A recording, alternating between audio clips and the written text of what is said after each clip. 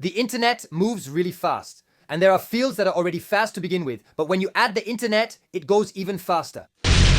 And among the champions of speed, there's a topic that could make Vincent Perot faint. It's anti-speciesism.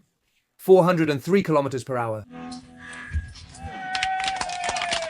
Antispeciesism moves fast, really fast. We're talking about progress here. It changes direction every 5 years at most. The activist who didn't keep up, who took a vacation that was a little too long, he's quickly left behind and out of touch, risking insult, mockery, or ridicule. And by the way, nobody holds back. Of course you can sleep with other species, you retard. Go on, wait, what's happening?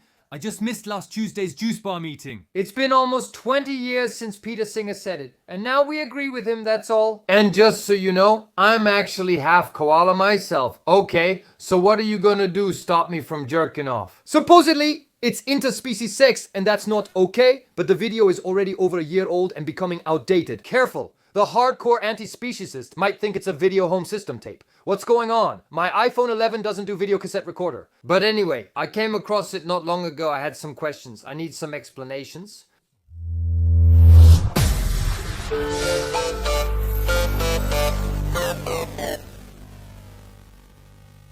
It's our opponents who bring up the issue of predation as a way of saying, since we can't stop the lion from eating the gazelle, we can't want to forbid humans from eating other animals. This argument is common, but isn't it kind of trolling? No, because don't we drop this comparison just to ensure a win? After all, we know no decent person would stop a lion from eating a gazelle. It's essential for the anti-speciesist movement to respond to this criticism. We can. And we do it by saying that the major difference with lions is that we have a choice. We can stop eating meat, but they can't. Yes, there is a problem. And the suffering of the rabbit or the gazelle matters too. The suffering of the animal victim matters, not just that of human beings. Wait, he's going to tell us that the lion has to stop eating meat? No. If the suffering of the gazelle matters, there's a problem of solidarity with the gazelle. Ah, yes! He's gonna do it. He's already beginning to distort the vocabulary. Solidarity exists only among people united in a group. Outside a closed group, there's no solidarity. In this case, what's the group? All living beings in the world, man. So against who? Against the lions? No, it's us and the gazelles against the carnivores. But we're about as close to the lion as to the gazelle, right? No, it's solidarity between the gazelle and us, the progressive vegans, against the lions and the reactionary carnist humans. Whoa, I noticed he called us his opponents at the start. They are our opponents. So, he couldn't think of anything better than recruiting just anyone left and right. Come on, all the gazelles of Africa, step by step. But honestly, if I had to choose, I'd prefer to be with the carnivores. if there's a fight. Okay, but in any case, siding with one species over another, isn't that a bit speciesist? The lion will, over the course of its life, kill hundreds of gazelles. Is it right to let the lion do that? So, it's funny because that's exactly where we were trying to intervene with my friends. And unfortunately, because of a photo posted on the internet, I lost my job. So, I would like, please, a minimum of understanding, because the lion I took down had caused much more suffering than I did. Okay? It's not working. I tried. Raise this issue and answer yes? Ideally, we should change nature itself, and we need to start thinking about putting ourselves in the mindset of changing nature. As much as possible, it's the only answer, I think, that's credible, and that shows we're really taking the issue of animal suffering seriously. All right. But on a practical level, how do we do it? Maybe we could remove all their teeth and claws, but it might sting a little. No, we ban suffering here. Trading the gazelle's suffering for the lions doesn't make sense. No, maybe we should just feed them. But with a vegan meal instead of meat, I'll handle it. Hope lions like zucchini. I'll post all dishes on Instagram. Yes, but they'll still hunt. It's instinct. The only solution is to separate them. We put the lions on one side, the gazelles on the other, each in enclosed areas. Kind of like in zoos. But weren't the anti-speciesists originally against zoos?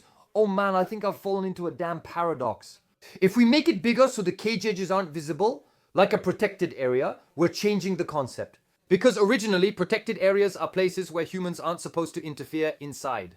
We're not supposed to separate the animals inside, otherwise that's called a zoo. Oh yeah, we're chasing our own tails. Oh my god, but Crook Homo loves it when we chase our own tails. I was just thinking about it and it's true. Isn't depriving animals of their freedom something we're supposed to fight against? And even judging an animal when it supposedly does something wrong and stopping it when it would never do the same to us. We still think we're superior to it.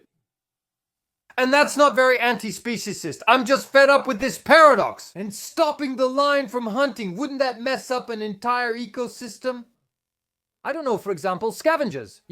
Hyenas or vultures, who usually eat the rest of the carcass left by the lion. What do we do then? Do we just let them die? Do we feed them with dead vegan skins? Wait, that's low in B12 vegan meal, of course? I might run out of zucchinis. Everything in nature is connected. Gazelles run fast because they're hunted. And a young gazelle can sprint 100 meters in under 10 seconds within a week of birth. Yeah, and that's also why they reproduce quickly. Not even talking about rabbits. Kiket? Without predators, prey multiply uncontrollably and spread everywhere, consuming everything. And so, very quickly, they run out of food. And the question is, isn't that an even worse kind of suffering? To die of hunger, but I have to cook for everyone. I can't do it. So it's possible that you might get through this, that you might change your mind and tell me, yes, but nature is well made, it will find a solution. For example, the grass could start growing really fast. And then that way there's food for everyone. Honestly, that's very unlikely. Yeah. On the other hand, there's a bit more chance that the gazelles will start eating each other. Then you'll have won it all. Otherwise, something is bothering me a bit. In Zoopolis, one of my favorite bedside anti-speciesist books. What's that? Oh, my book, you dummy. I know it by heart. It discusses the principle of autonomy. Basically, when wild animals don't show any desire for contact with humans, our intervention would be considered paternalism. I'm confused. Should we act or not? Is it paternalistic or not? Where does paternalism fit in?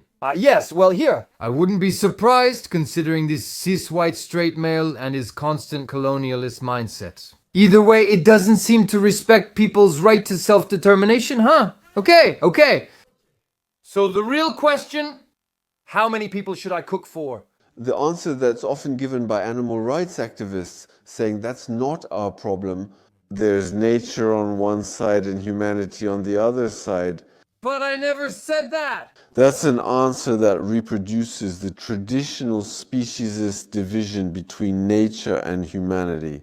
Doesn't saying most other animal advocates are wrong just create division? There aren't that many of us anyway. All of us are here within 50 kilometers. When we start dividing within a cause that's supposed to be altruistic, isn't it often for personal and selfish benefits? I don't know, like releasing a book? We are in the world, we are in nature. Oh, totally. Go ahead, Smoke. It's good stuff. And in a way, we are the only beings today in nature who can try to solve the problems of suffering caused by predation. To believe that we are the only ones who can act in the entire universe, isn't that the definition of anthropocentrism? That surprises me since it's what we criticize most about religions. And let me remind you that we, the vegan anti-speciesists, don't really believe in God. Does not believing in God make it easier to want to act like him? By trying to control everything, even the life and death of all living beings.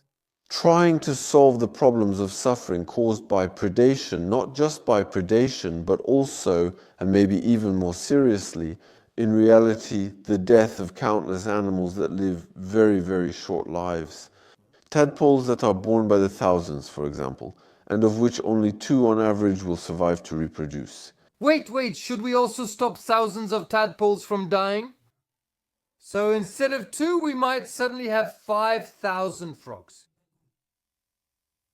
And by deduction, 2,500 times more amphibians in the world. In 1 year, yes.